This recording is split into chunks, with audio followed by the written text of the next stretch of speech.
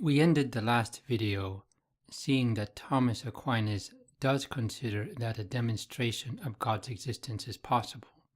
But just what is a demonstration? Put briefly, we can say that a demonstration is a kind of reasoning.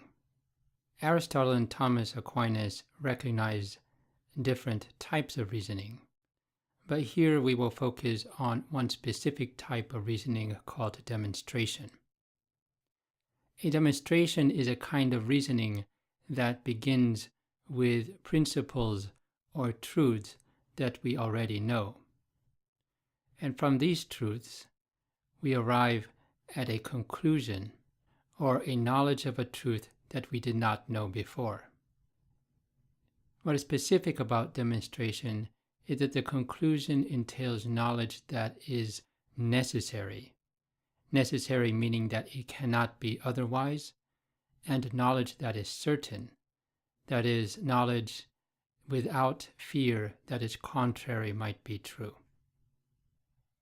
To get a better grasp of what demonstration is for Aristotle and Thomas Aquinas, and to better understand how Aquinas uses demonstration to reason to the existence of God, let us first look at a number of topics. In this video, we will see first of all what truth and certainty are.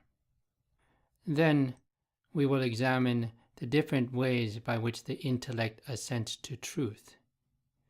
Having seen that, we will then look more directly at what a demonstration is for Thomas Aquinas. Having seen that, we will then look at the different types of demonstrations that Thomas Aquinas uses, and finally, we will look at an outline of the demonstration of God's existence as Thomas Aquinas develops it.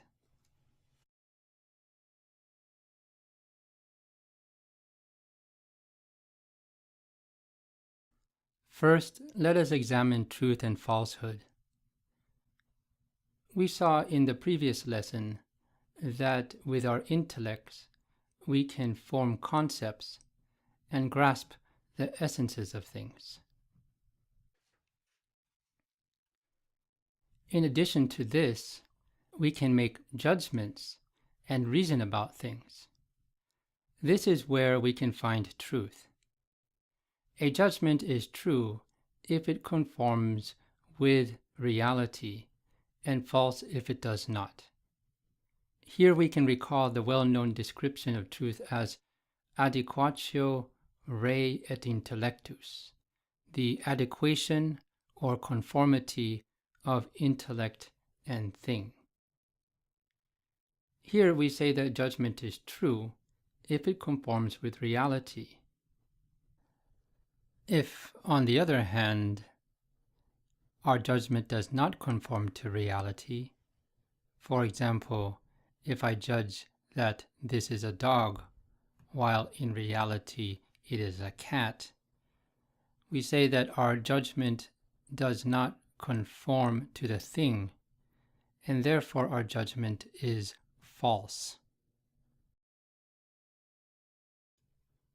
Related with truth and falsity are certainty, opinion, and doubt. Certainty, opinion, and doubt express the firmness by which we adhere to the truth of a proposition. When we are certain about the truth of a proposition, we adhere to it with firmness and without fear that the opposite might be true. On the other hand, when we adhere to the truth but with fear that the opposite might be true, we have opinion. Lastly, when we are in a state of doubt, we do not know if we should adhere or reject the truth of a proposition. Thus, we have 3 degrees of certainty with regard to the truth. First of all, we have certainty when we adhere firmly to the truth without fear that the opposite might be true. Second of all, we have opinion, when we adhere to the truth, but with fear that the truth might be otherwise. Third, we are in doubt, when we are unable to decide, and therefore do not adhere to the truth of the proposition.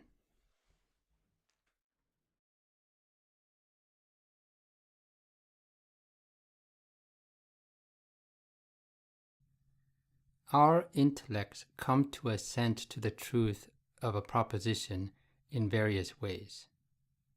First, the intellect can assent to the truth of a proposition when that truth is directly evident to us. Take, for example, the judgment, "This is a dog," or "The whole is greater than the parts." My intellect assents to the truth of these propositions because they are evident, and we come to know this immediately, without having to go through a discursive process of reasoning. At the same time, we have certainty about these truths. A second way by which the intellect can assent to the truth of a proposition is when we reason to it. Reasoning begins with premises that we already know. For example, animals are mortal, and dogs are animals. Then, through a process of reasoning, we can arrive at a conclusion that we did not previously know. In this case, dogs are mortal. Given the right conditions, reasoning can also lead to certainty about these truths.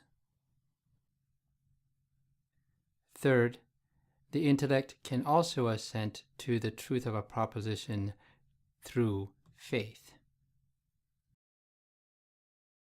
Through faith, the intellect assents to the truth not because it is immediately evident to us, nor because we have reason to it, but because I choose to accept as true what someone who has authority and is credible presents as true.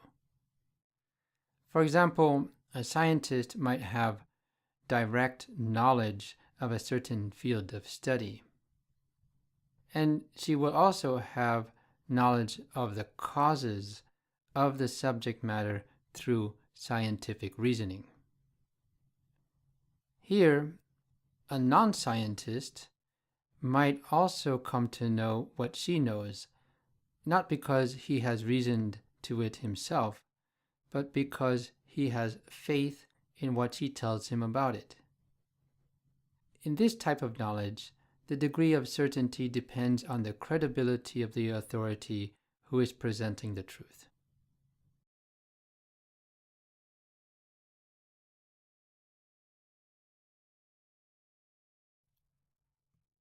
Having seen what truth and certainty are, and having examined how we come to assent to the truth, we now ask, what is a demonstration?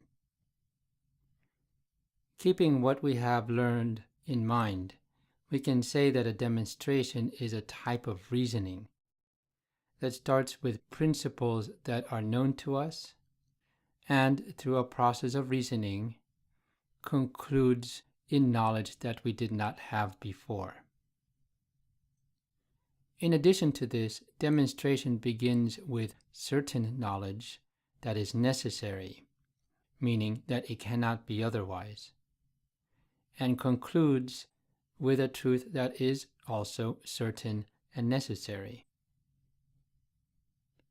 So ideally, this means that a demonstration is not aimed at simply saying that something is what it is, or that it has certain properties, but rather it seeks through argumentation and reasoning to show that it must be so. Thus, a demonstration of God's existence would not simply be the assertion that God exists, but rather a reasoning that starts with principles that are evident to us and leads to certain, not just probable, knowledge that God exists.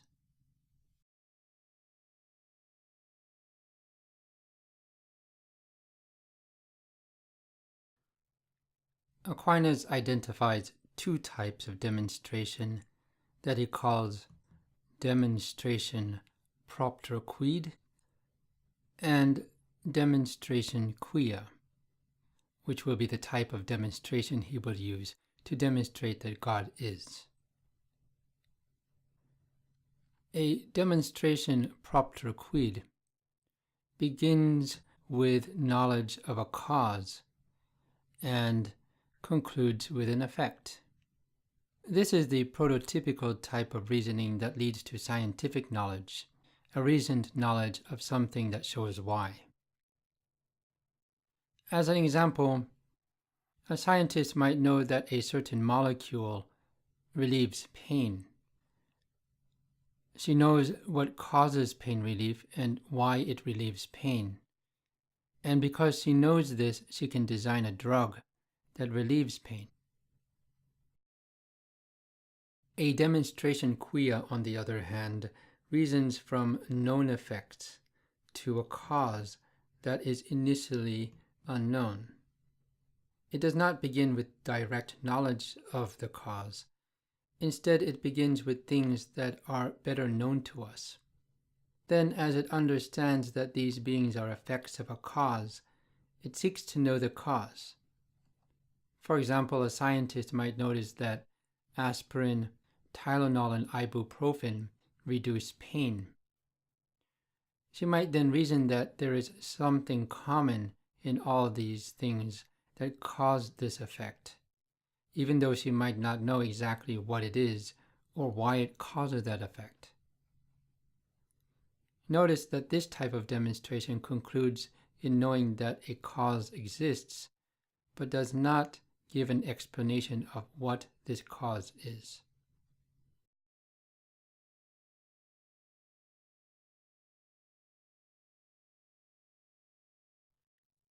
Let us now apply this to the demonstration of God's existence.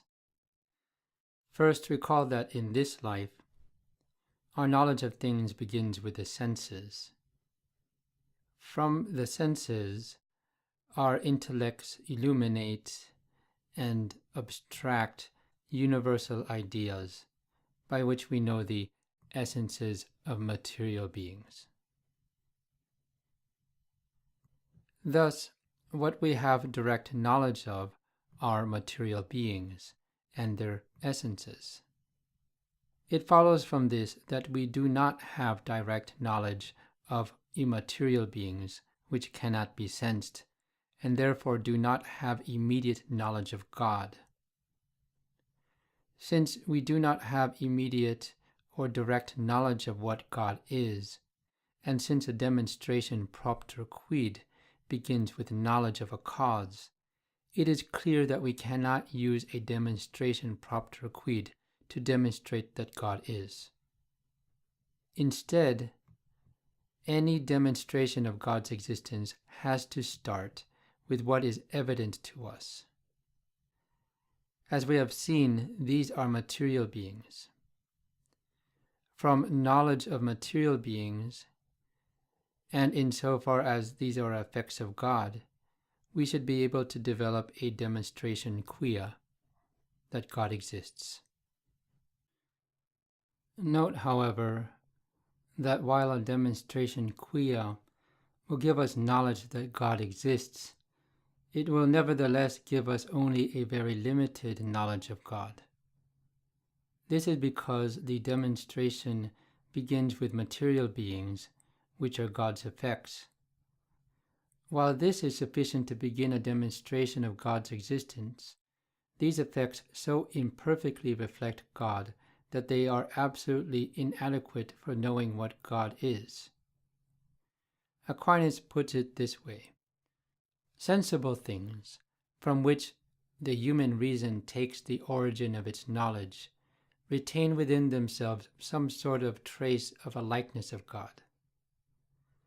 This is so imperfect, however, that it is absolutely inadequate to manifest the substance of God.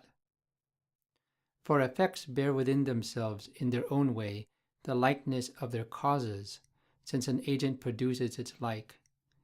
Yet an effect does not always reach to the full likeness of its cause. Aquinas also brings this up in another passage from the Summa Theologica.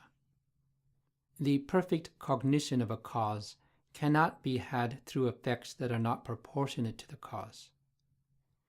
However, from any effect, it can be clearly demonstrated to us that the cause exists.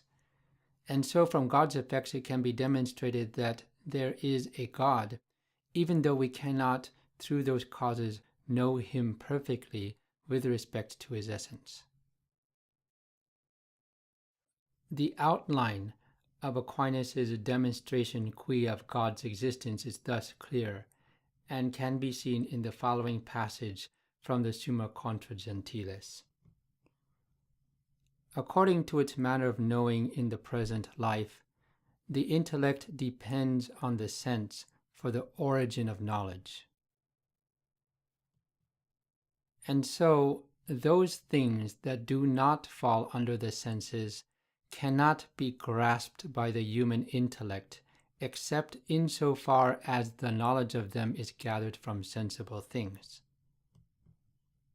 Now, sensible things cannot lead the human intellect to the point of seeing in them the nature of the divine substance, for sensible things are effects that fall short of the power of their cause. Yet, beginning with sensible things, our intellect is led to the point of knowing about God that He exists, and other such characteristics that must be attributed to the first principle. There are, consequently, some intelligible truths about God that are open to the human reason, but there are others that absolutely surpass its power.